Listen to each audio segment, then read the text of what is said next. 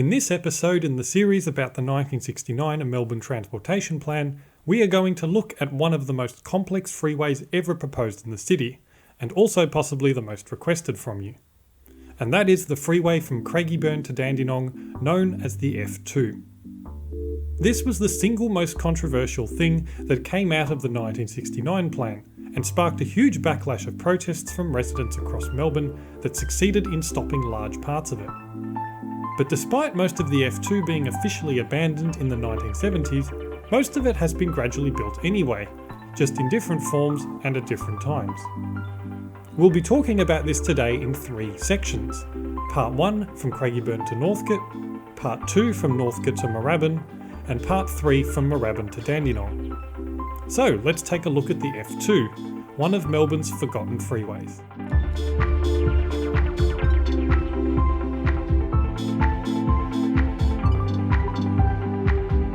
As far back as the 1920s, government authorities were planning for a bypass of busy roads in the northern suburbs. One in particular especially annoyed the road engineers, and this was Sydney Road. In the 1929 Plan for General Development, it was condemned as the most congested road in all of Melbourne. As a result, the plan called for a new major arterial called Route 8 to divert traffic away from here. It started just south of Camp Road in Campbellfield off Sydney Road. It would have gone between Sydney Road and Box Forest Road and then continued south by widening East Street, Derby Street and Melville Road down to Brunswick West. Then it would have cut through houses to get to Brunswick Road and gone straight through Royal Park to connect to Abbotsford Street in North Melbourne. However, none of this was actually built. Many years after this, in the 1950s, the growth of cars exploded following the end of the Second World War. This prompted the Board of Works to contemplate new solutions to take vehicles off Sydney Road as congestion got even worse. This resulted in the next iteration of a Sydney Road bypass. The 1954 Metropolitan Planning Scheme proposed the original Route 8 from 1929 as a solution.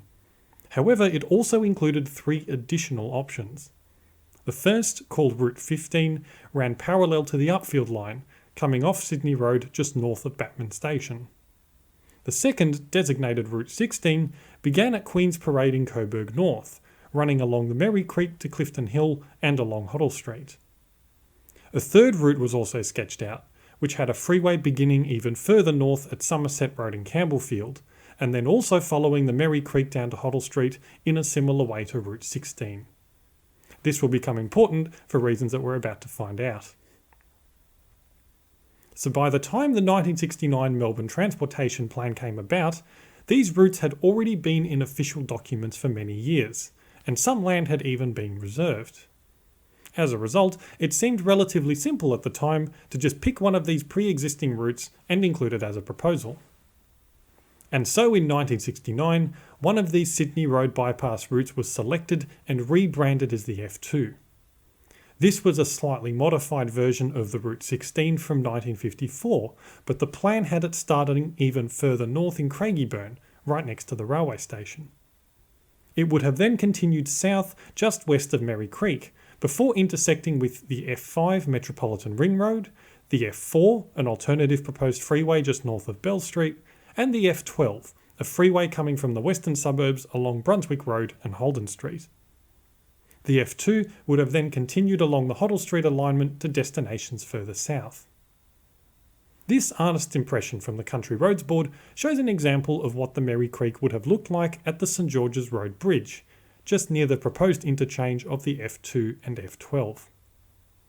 Even with this freeway route, it was still proposed to also build a parallel arterial road as well. This was to be done by demolishing all buildings on the east side of Nicholson Street in East Brunswick, and use this space to widen the road between Holden Street and Clarence Street. The northern end would have been connected to the F2 along a new road cutting through the present-day Northcote Golf Course to Normanby Avenue in Thornbury. These plans sparked a huge backlash from locals. The F2 was one of 2 freeways at the time that formed the focus of these protests, the other being the F19 Eastern Freeway. Both were announced for construction fairly early on, just 2 years after the plan was released. As a result, many community groups and councils formed coalitions in attempts to stop them. These included Citizens Against Freeways, the Carlton Association, the Freeway Action Group, trade unions, and the F2 Regional Municipal Committee, which was made up of the cities of Preston, Coburg, Northcote, Brunswick, Fitzroy, Collingwood, and Melbourne. Their main concerns related to the environmental impacts on the Merri Creek, the private and public property acquisitions required, and the social effects on surrounding neighbourhoods. Many flyers, letters, and posters were written and distributed, together with public meetings and committee hearings. There were also months of protests and blockades against both the F2 and F19, which were widely reported. One of these involved 400 protesters driving cars up and down Monomeath Avenue in Canterbury, the residence of then Premier Rupert Hamer, to simulate conditions of living next to a freeway. As we've talked about previously, in 1973 the Victorian government announced the cancellation of many of the freeways proposed in the 1969 plan. However, this was to be a bittersweet announcement for the protesters. When the section south of Alexandra Parade was cancelled, the part along Merri Creek and north to Craigieburn was still planned to go ahead, and properties continued to be acquired by the Country Roads Board. And despite a black ban on freeway construction by some trade unions, the first stage of the Eastern Freeway was built in 1977. This revealed a growing split at the time between the Victorian Government's Ministry of Transport and the more or less independent Country Roads Board. The board continued to push for the F2 to be built, while the Ministry of Transport urged that the plans be scaled back in view of the high costs and impacts. As the government slowly withdrew its support, this culminated in a begrudging public statement from the board in April 1976 that the plans for the F2 were being indefinitely deferred. Even then, it took until 1989 for the freeway reservation between Bell Street and Marnie's Road to be officially removed and the land sold for other purposes. To many at the time, this seemed to spell the end of the F2 in the northern suburbs, and for some, victory was declared. However, just 26 years later, in 2002, construction began on the northernmost section of the F2, despite a federal court case being brought against it. It was called the Craigieburn Bypass and opened in December 2005, running between the Metropolitan Ring Road and the Hume Freeway in Craigieburn. This was done on almost exactly the same alignment as the F2 in the 1969 plan, and it remains the only part of the F2 north of Clifton Hill that has been constructed today. The only locations with any traces left of the unbuilt parts of this section of the F2 include the southern turn west of Russell Crescent in Fitzroy North at the railway, which was originally designed to allow a road to continue north. The other spot is the extra space left under the rail bridge over Merri Parade as part of the proposed interchange here and to allow a dual road carriageway. You can visit both of these spots today if you enjoy loitering near major roads as I apparently do. Now let's move on to part 2, south of Clifton Hill. This part of the F2 would have run from the Merri Creek at Northcote in Clifton Hill down to Moorabbin. This section was officially cancelled in 1973 as we mentioned before. The route took it slightly east of the Epping and Hurstbridge lines along Nicholson and Lennox Streets through Collingwood and Richmond, intersecting with the F9 just outside Richmond Station in a massive interchange. The route continued south through South Yarra and Prahran before following an alignment west of the Nepean Highway and down to Moorabbin, turning east to follow South Road to Warrigal Road. None has been built as a freeway today. However, despite this section's official cancellation in 1973, several individual projects have been gradually constructed over many years to create a major arterial road route along more or less the same alignment. The first of these was the first widening of Hoddle Street in the 1970s. Looking at it today, you would be hard-pressed to believe that it was originally a typical 4-lane suburban street. Obviously, I'm too young to remember any of this, but residents of the time described it as a thriving shopping strip, comparable to Smith or Brunswick streets. This photo taken in 1949 shows the intersection of Johnson and Hoddle Streets as it was then, and here is a photo of what it looks like today for comparison. This change has its origins in the 1969 Plan for General Development as well. This report envisaged and eventually implemented road widening overlays along several sections of Hoddle Street and Punt Road. These included all properties on the west side between Alexandra and Victoria Parades, about 50 properties on the east side between Hyatt Street and Bridge Road, and many more on the east side of Punt Road between the Yarra River and Gladstone Street. These overlays were in place for a while, with nothing much happening to them. Then in 1971 to 72, the Country Roads Board used one of these to expand the road to its present-day width between Victoria Parade and Alexandra Parade. This was done as part of preparation works for the F19 Eastern Freeway and involved demolishing hundreds of buildings along Hoddle Street. Since then, it's undergone many more widenings and changes. This included further south between Vale Street and Bridge Road, when many more properties were acquired to widen Punt Road in 1989. This included destroying the oldest cable tram engine room in Melbourne at the intersection with Bridge Road. It was demolished to make way for this slip lane, despite attempts to heritage list the structure. Even with this done, it was still apparent that there were plans somewhere to construct a parallel route. This would have converted Nicholson and Lennox Streets in Richmond and Abbotsford into major roads, even to the extent that road widening overlays were in place for most of Lennox Street right up until at least 1985.